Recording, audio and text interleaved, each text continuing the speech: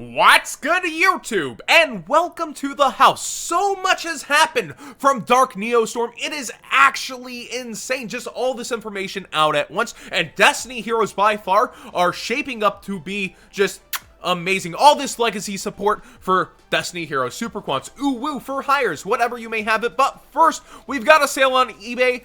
15% off of everything except tech and 10% off of tech. So whatever you might be hunting for on eBay, be it Yu-Gi-Oh! Singles, Godzilla figures, I promise I want Judge. Go ahead and get yourself something nice. Up to $75 off. Not their most amazing because usually they allow $100 off, but just kind of figure out your price limits, etc. Most people won't be spending that much in the audience unless there's a ton of ballers here. Destiny heroes and super quants get amazing support. You might have remembered the fusion last night, and that's going to come up here as we get a brand new fusion monster in Destiny Hero Dominant Guy, a level 10 Dark Warrior fusion effect monster with an attack of 2900 and defense of 2600. Materials are any 3 Destiny Hero monsters. So this fusion card over here can just send those from deck. You don't need your opponent to do anything. You can just send them from deck, but remember, it's going to limit you to special summoning only Dark Hero monsters, so you might want to pop off in other ways first. And then the Link monster is also going to have really cool limits. It's kind of awesome how they are forward looking and starting to restrict the Link mechanic and wipe it up all at once with how the cards they're creating are going. You can only use this card's names first, second, and third effects once per turn each, and they're all pretty good. During your main phase, you can look at the top 5 cards of either deck and return them to the top of the deck in any order. So you can go ahead and just say, all right, I'm going to stack my opponent's decks, or I'm going to go ahead and see what I'm going to get. Most likely, it's really good to look at your opponent's deck, see what they're playing, and decide how you're going to set up from there. When this card destroys a monster by battle, you can draw a card. So that beefy 2900 body is going to be putting in work and actually gaining you an advantage back. And the third effect is where this really shines. If this fusion card, summon card, is destroyed by battle or card effect, so even your own card effect, you can target 3 level 9 or lower Destiny hero monsters with different names in your graveyard and special summon them. So your fusion spell is going to send all 3 for you. You're going to be able to recur them all and start to gain crazy advantage. And then we have a Link monster to go up into now that is also in here. And then, of course, there's always Darklaw. Extra Hero Cross Guy is a Link to Dark Warrior effect monster that is an attack of 1600, bottom left and bottom right, the perfect arrows for you, not you linking with it. And its materials are any 2 warrior monsters, so it's sold question mark, but not if you want its effects. You can only activate this card's names first and second effects once per turn each. You cannot special summon monsters during the turn you activate any of this card's effect except for hero monsters, so you can't be as sold then if you want to use these effects. If this card is Link summoned, you can target a Destiny hero monster in your graveyard and special summon it. Not bad.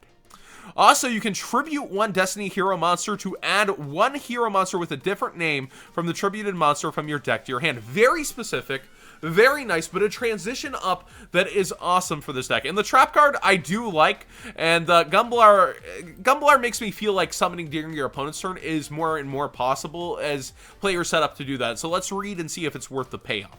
It's a continuous trap card. This is D Tactics. You can only, the name's gonna have memes. You can only use this card's names first, second, and third effects once per turn each. During the standby phase, all hero monsters you control gain 400 attack. Super balanced there. If a level 8 or higher Destiny hero monster or Destiny and Dragoon is special summoned to your field, banish a card from your opponent's hand, field, or graveyard. Non-targeting. Very awesome. That is what I like to see. And if this card is destroyed by a card effect in the spell and trap zone, you can add 1 Destiny hero monster from your deck to your hand. So it gets self-replacement if it is taken care of, but only by destruction. So like Cosmic Cyclone wouldn't trigger if this truly became a problem, but also like spinning it away won't, trigger it, Unicorn won't trigger it, etc. So looking through, we have our big boy, which doesn't really have any restrictions, it looks like, on summoning once it's been properly fusion summoned. So you can actually be sure to be bringing it back somehow to trigger this banish effect and actually rob your opponent of something from hand. I really like all of these. They shaped up really well with the fusion. It's 4 solid cards, and I do hope there's one more Link monster or something to go with it. But 4 is a lot in a set. And now we get into 3 Super Quantals, and 1's insane. Actually, it's the first one. This level 7 Light Fairy effect monster known as Super Quantum White Layer. We finally get the White Ranger, boys. Attack 2400, defense 2400. You can only use this card's first, second, and third effects once per turn each. 3 effects, always nice. You can send a Super Quantal monster from your hand or face up from your field to the graveyard, except the light monster. Special summon this card from your hand in defense position. When this card is normal or special summoned, you can send a Super Quantal monster from your deck to the graveyard, and if you do, this card's attribute and type become that monster's. Somewhat important, but this last effect is where it shines. If this card is sent to the graveyard, you can Link summon with it. You can tribute it. You can do whatever you want. You can add 1 Super Quantal Fairy Alphen from your deck or graveyard to your hand. So it special summons itself out, and then you're going to get rid of it, and that's going to enable Alphen, their most insane, incredible starter that gets everything rolling. We got an Alphen Searcher, boys, for Super Quants, and it is pretty awesome that it's a little neg to get out, but then Alphen is such a plus that this is really what they kind of needed. We've got Super Quantal Alphen Call, a quick play spell card, but doesn't do the same kind of thing you might think. You can only activate 1 card with this card name per turn. When a Super Quant monster you control is destroyed by battle specifically, special summon 1 Super Quantal Mech Beast Xyz monster from your extra deck, then special summon a Super Quantum whose name is listed on the Xyz monster's text from your hand, deck, or graveyard, but its effects are negated. Then you have a trap card, Super Quantal Combination Magna Formation, which is a continuous trap card. You can only use this card's name's second effect once per turn. The first effect, during your main phase, your opponent cannot target Super Quantal monsters on the field with card effects. So a little bit of payoff to protect your guys. And the second effect is you can target 1 Super Quant Xyz monster you control. Attach 1 other face-up monster you control to it as an Xyz material. Honestly, the only card I really care about out of these 3 is this, but if you're a Super Quantal player, let me know if you're excited of any of the others. The Destiny heroes are doing it the most for me right now, but let's hop on over, and I've kind of skimmed through. I haven't read them all, but I've read some, such as the Fur Hire here, which is a level 1 Winged Wind Beast monster.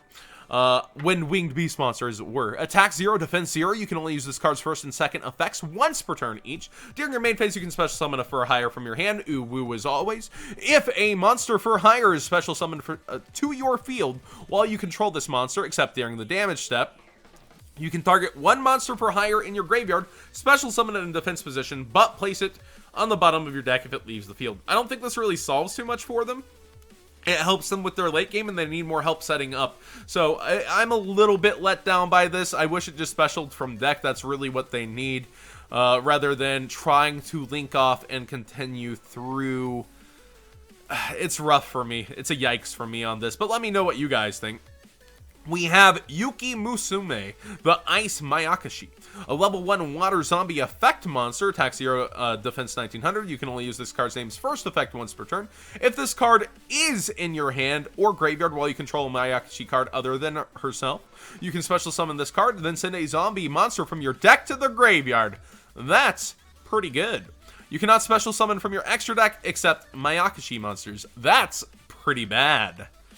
Yikes, I hadn't read that one. I was about to get pretty hype. Impcantation Secret Study. I read this and I'm super excited. They get a field spell, and you can only activate 1 card with this card's names per turn. When this card is activated, you can reveal any Impcantation monster from your hand, and if you do special summon 2 monsters with the same name as that monster from your deck, then shuffle the revealed monster into the deck. Oh man, that is just too good, so you're going to get to trigger their effects.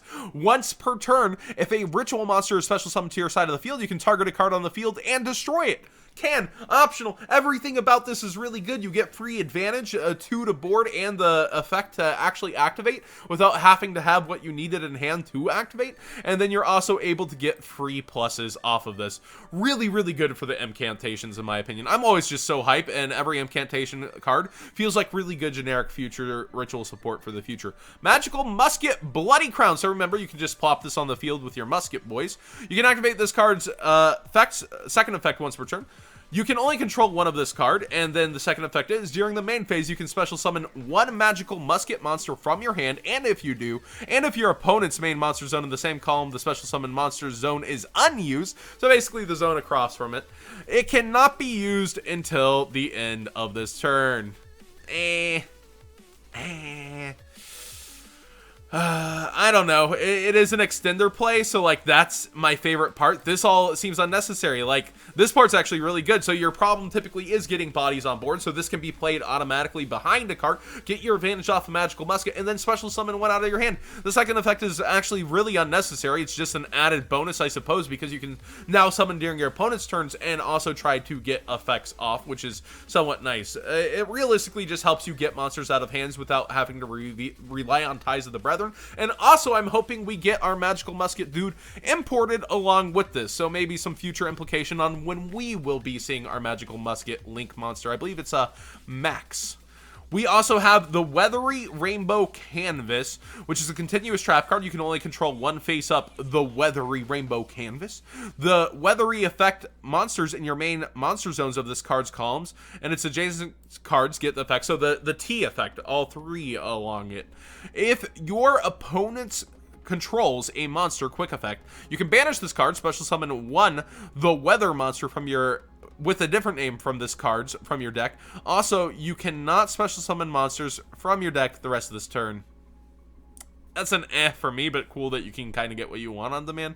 Still an It's nice to have more options is about it. I'd rather see the last color that we're missing here. Chain Hole is an interesting normal trap card, so it has that hole in the name for the trap tricks. When your opponent activates a monster effect in a chain response to a card or effect's activation, so monsters with quick effects basically, negate that activation, then your opponent can banish one card with the same original name as the negated cards from their hand or deck. If they do not, you can banish a random card from your opponent's hand instead. So basically it forces the resources in deck, and I guess this could also be effect in a chain response to a card or effect activation. Could also be like how they stack their chain. It's still gonna pop off whatever's last.